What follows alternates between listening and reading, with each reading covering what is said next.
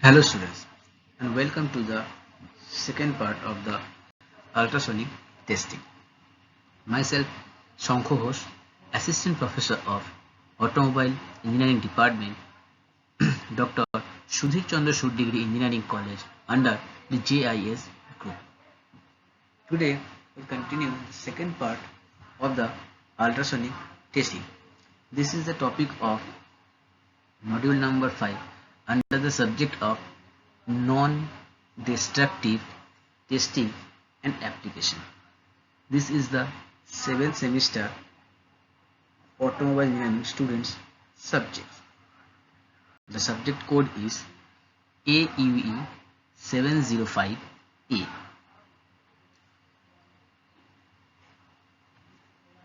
In the previous class, we'll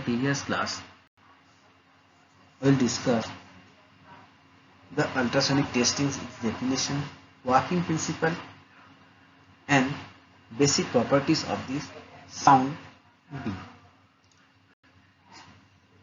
In the today's section, lesson class, the objective of this class is to understand about the ultrasonics transducer, then its various types of ultrasonic probes, and the characteristics of the ultrasonic beam, and then you can understand the attenuation of this ultrasonic testing, and we also study the different kind of inspection method which is used for this ultrasonic testing. The outcome from this topic, from today's class, that is, we easily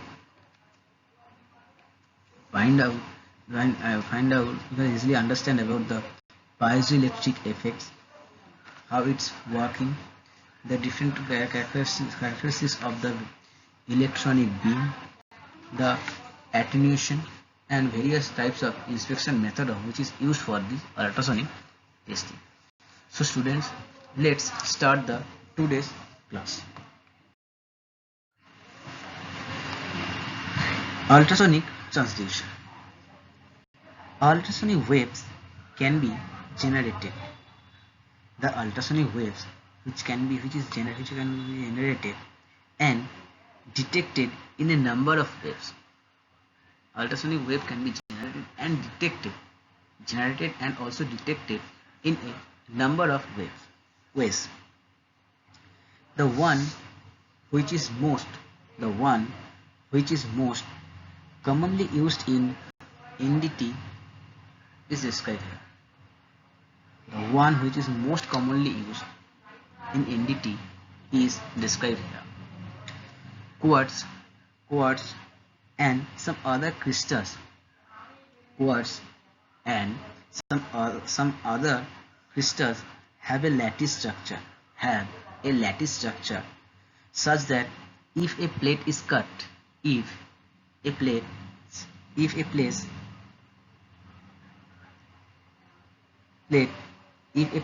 is cut out of the crystal with a certain orientation, with respect to the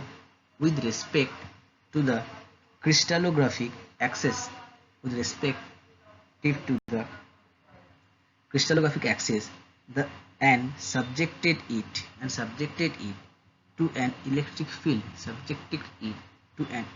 field, in the right direction, it will change its dimension. It will contract. It will be contract or expand according to the polarity of the field. So quartz and some other crystals. So students, quartz and some other crystals have a lattice structure such that if a plate is cut out of the crystal with a certain orientation, certain orientation with respect to the crystallographic axis and subjected it to an electric field in the right direction, it will be crystallographic, it will be change its dimensions. So it will contract or expand according to the polarity of the field. Conversely, when a similar deformation of the plate is brought about by an external mechanical force, when a similar deformation of a plate is brought about by an external mechanical force, electric charges appear on its opposite surface. The external mechanical force, the electric charges appear on its opposite surface. This phenomenon is known as the piezoelectric effect. This phenomenon is known as the piezoelectric effect. The materials which exhibit this property are known as the piezoelectric materials. This effect is called as the piezoelectric effect, and the material which exhibit this property, which is known as the piezoelectric material. The conversion next is piezoelectrical transduction. The conversion of electrical pulse to mechanical vibration.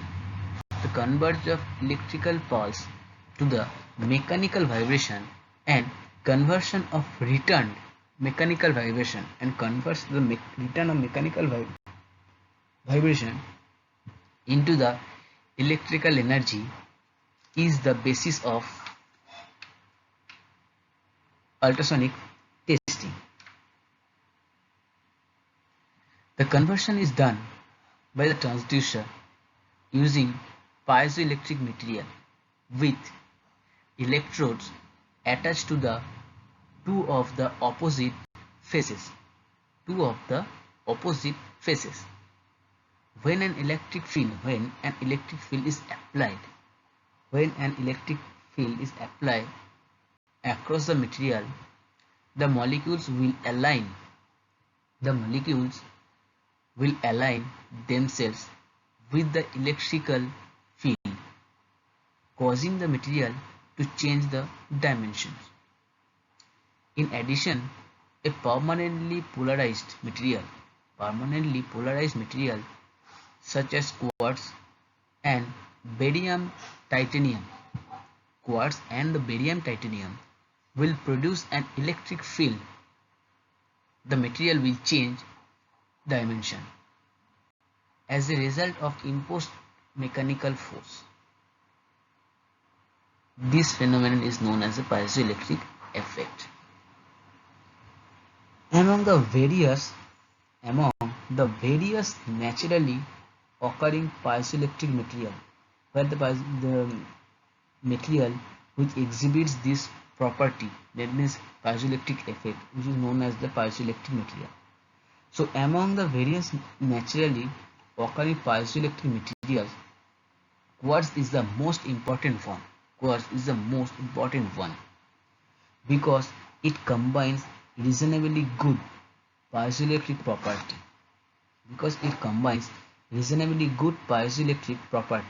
with excellent mechanical and dielectric strength and the stability. X-cut quartz plate is used for generating and receiving longitudinal waves. Y-cut plate is used for generating transverse and surface waves in solids. Quartz transducers can be operated. A quartz transducer can be operated at high temperature, that is up to 773 Kelvin, which is up to 773 degree Kelvin, means 500 degree Celsius. A multitude of materials exhibiting piezoelectric property exhibiting the piezoelectric properties are now available. Each material having characteristics which suit the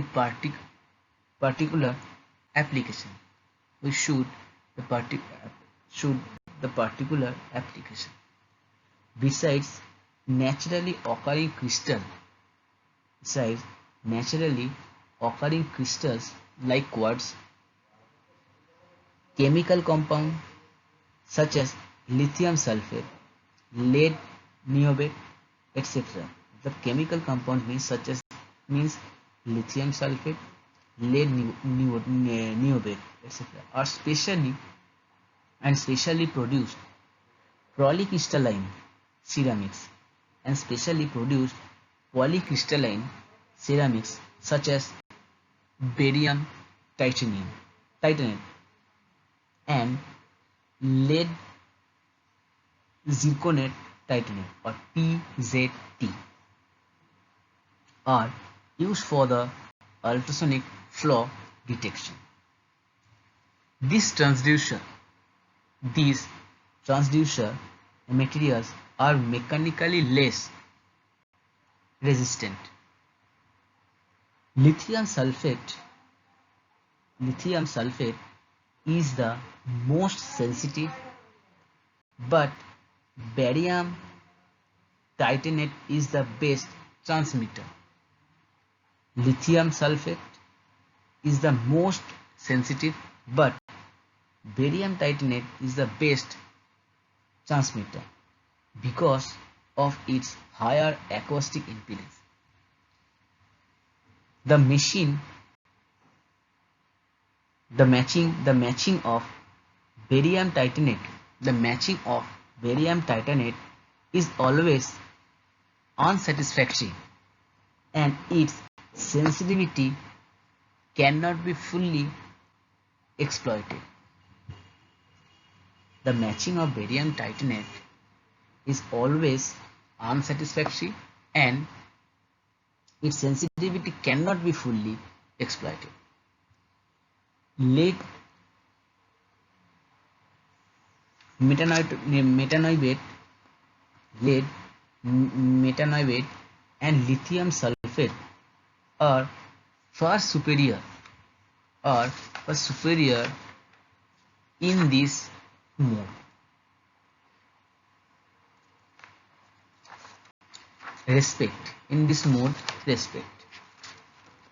Lead metanoidate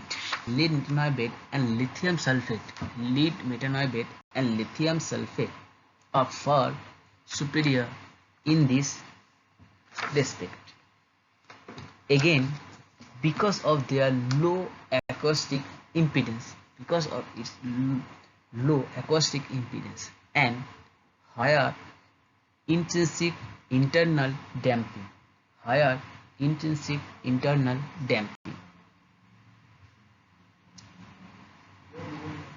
They are most suited to produce short pulses as is required in pulse echo technique. They are, just because of their low acoustic impedance and higher intrinsic internal damping, they are the most suited to produce short pulses, which is required in the pulse echo techniques. Next is probe. As we use the transducer, which is a piezoelectric crystal, cannot be used on their own. but have to be mounted as suitable probes.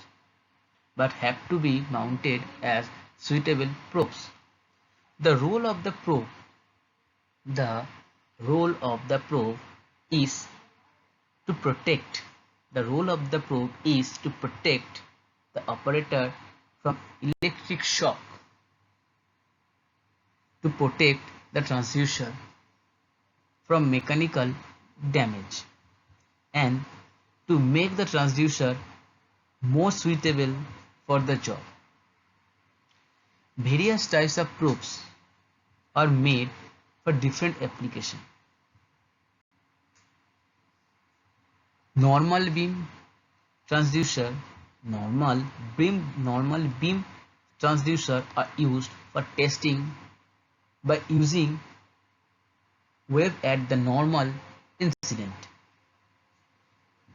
For underwater testing, the probe, especially the cable, must be waterproofed. For good performance, the transducer impedance should be matched to that of the water. For very short range operation, a twin probe is needed, which with separated transmitter and receiver probes built into one housing and acoustically isolated from each other. So students, various types of probes are made for the very different application. Normal beam transducers are used for testing by using wave at the normal incident.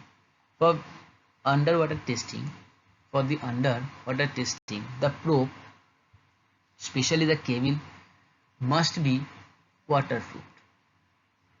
For good performance, the transducer impedance should be matched of that of the water. For very short range operation, a twin probe is needed with separate transmitter and receiver probes built into one housing and acoustically isolated from each other. There is an acoustic delay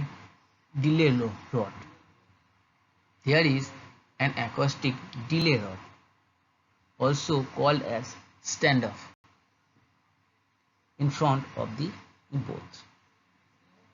As we can see, there are two types of probe are shown here. One is normal probe, second one is angle probe. In the normal probe, this is the electrode and this is the crystal, and this one is the protecting membranes. Here is the material which is damping. This is the body structure, and here is the connector. So, and this is the normal probe. And in the angle probe, this is the body portion. This one is the connector.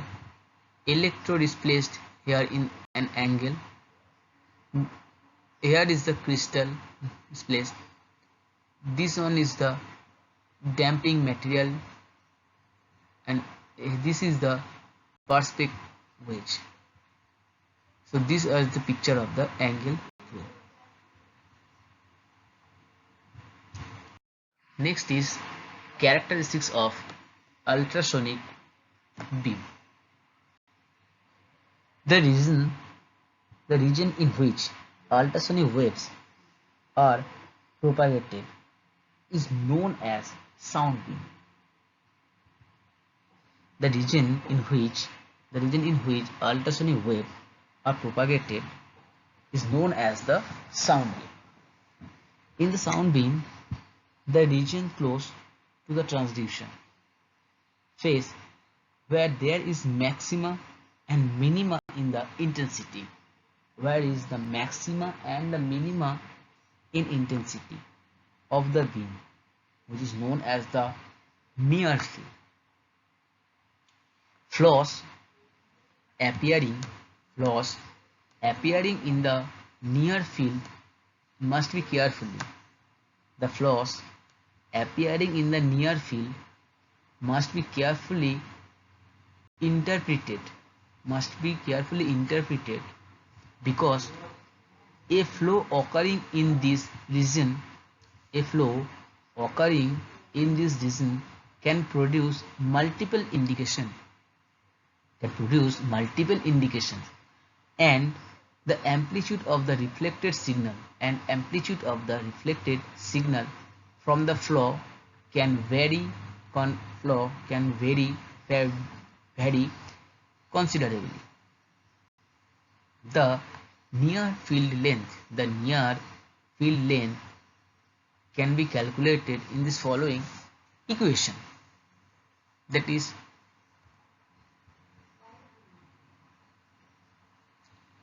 this following equation. The near field length can be calculated from this equation. The equation is n equals to d square by 4 lambda, where n is the near field length, d is the diameter of the transducer, and lambda is the wavelength of sound in the material.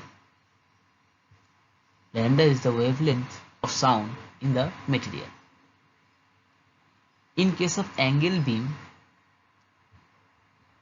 the near field length equation will be changed. The equation looks like n equals to 1.3 into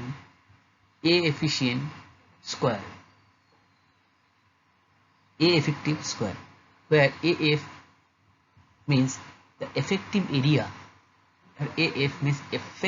area, of the transducer element. So n equals to 1.3 into effective area square, OAF whole squared into 1.3 equals to the near field length in case of the angle plane. The region beyond the near field,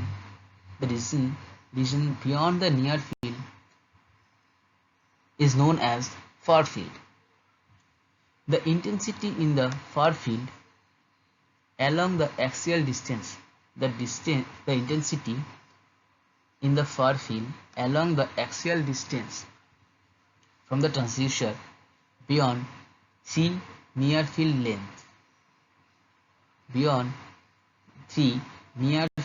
lengths decreases inversely with the square of the distance, There is always some spreading of the ultrasonic beam in the far field as the wave travels from the transducer. The greatest concentration of ultrasonic energy is in the center of the beam, is in the center axis of the beam.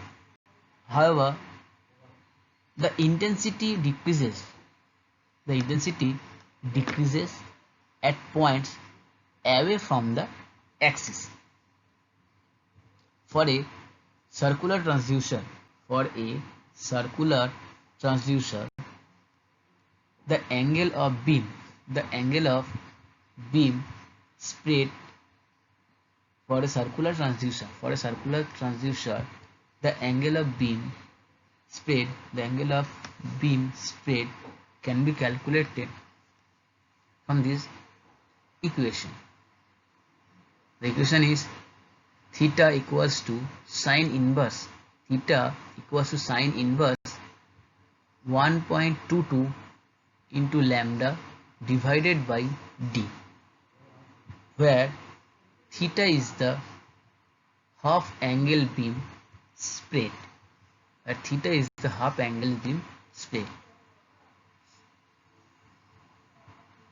So this equation you will remember in this way, that is 1.22 lambda equals to d into sine theta. So students, these are the equations which is help to the find out the characteristics of the ultrasonic beam.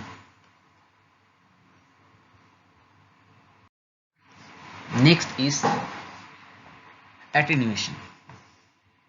When sound waves pass through material, the sound pressure is essentially weakened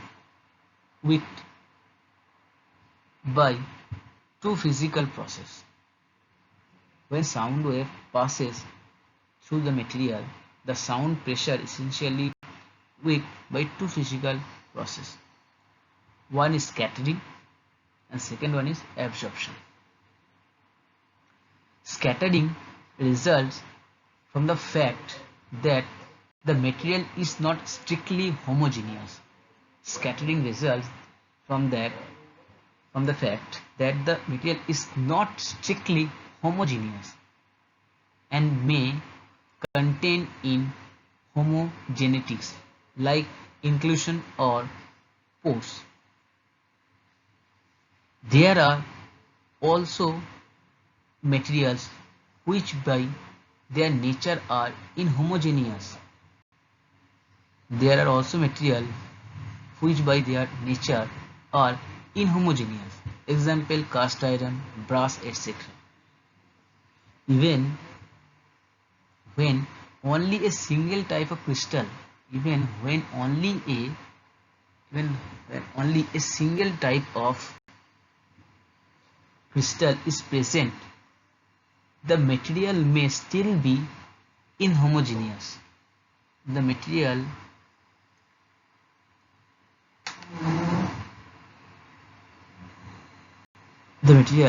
may still be inhomogeneous for ultrasonic waves if it is an isotropy. In the material with very coarse grain as compared to the wavelength, the scatter can be visualized. The scatter can be visualized as due to the repeated reflection of sound waves at grain boundaries. In the case of grain size of 1/1000 to 1/100 of the wavelength, scatter is for all practical purposes negligible. In case of the grain size is decreases 1000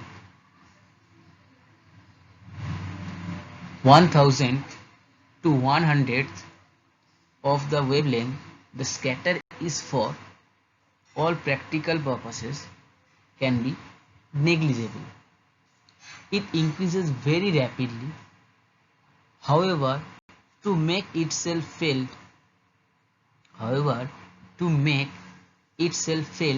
at size from 1/10 to the full value of wavelength. However, to make itself felt at sizes from 1/10 to the full value of wavelength and increases to such as extent that testing may become impossible if the material concerned is an isotropy. The second cause of attenuation, that is absorption. The absorption is a direct conversion. Of sound energy into heat. For which several processes like internal friction, elastic and magnetic hysteresis, heat conduction, etc. are responsible. absorption usually increases with the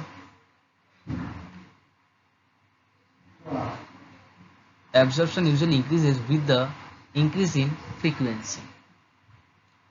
Both losses set limitation on the testing of materials, but in slightly different way. Pure absorption weakens the transmitted energy or the echo from the floss and back wall. To counteract this effect, the transmitter voltage and the amplification can be increased, or the lower absorption at lower frequencies can be exploited. Much more concern,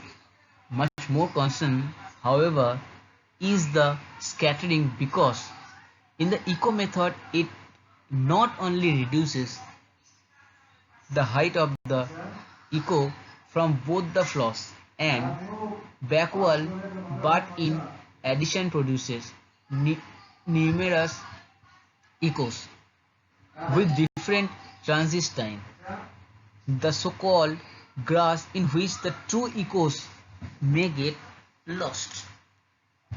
This distribution, as it can be seen clearly, cannot be counteracted by stepping up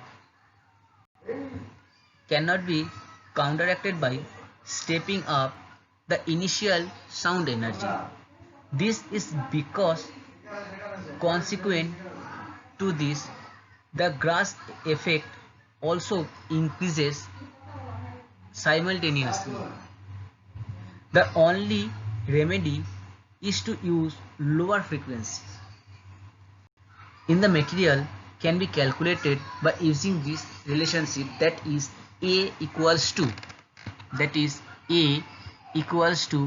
A naught into e to the power minus alpha into r, where A naught is the incident amplitude, A is the value of amplitude after traveling a distance r. After traveling a distance r, A is the value of amplitude after traveling of distance of r, and alpha is the attenuation coefficient. The equation of alpha can be written like this, that is alpha equals to 1 by r log base e A naught by A. Here the value of alpha is measured. Here the value of alpha is measured in Nepers per millimeter. Next is inspection methods. Ultrasonic testing is performed using one of the following procedures, that is the normal beam pulse echo inspection, normal beam incident through transmission testing, and the angle beam pulse echo testing, where the pulse echo testing is the most widely used inspection of the components. So students, let's start with the normal beam pulse echo inspection. The ultrasonic energy is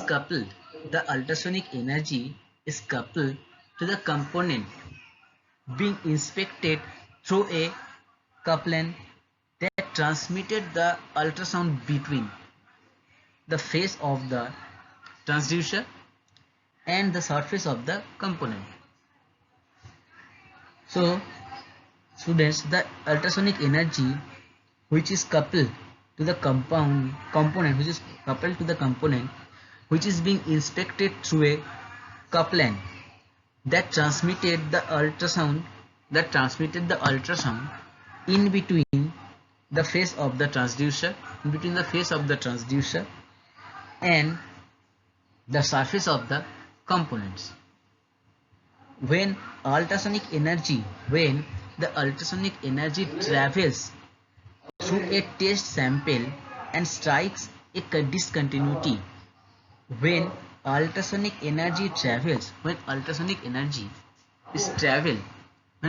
is travel from through a test sample and strikes a discontinuities, and part of the energy will be reflected back, and remaining part propagates in the material in the forward direction. Also, a refracted beam from the discontinuity is available for interpretation. Ultrasonic energy that is reflected, the ultrasonic energy is reflected and returned to the probe, is the source of the defect indication, which is shown in this instrument's screen. The sound energy that traveled completely through the space test specimen will be reflected at the end and giving the large back well echo indication. Once excited in the material, the ultrasonic pulse will continue to reflect from the parallel surfaces,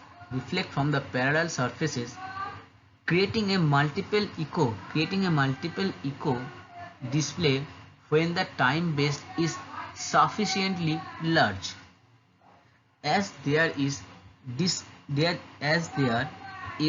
continuous attenuation of the sound energy in the material, the amplitude of the echoes decreases. So these are the normal incidence pulse echo inspection methods. Next is normal incident through transmission testing. Many a time, pulse echo techniques may not provide required the test information.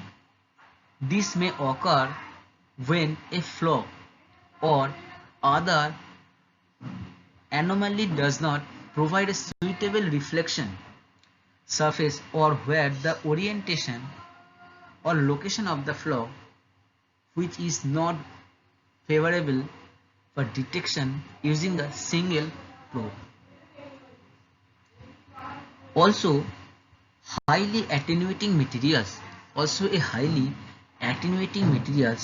are often tested through transmission techniques. This technique is often used for the large casting and highly attenuating materials. So students, these are the normal incidents through the transmission testing methods. Next is angle beam pulse echo testing.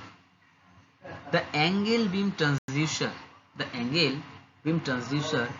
provide access to areas that are inaccessible to normal beam probes. The angle beam inspection is accomplished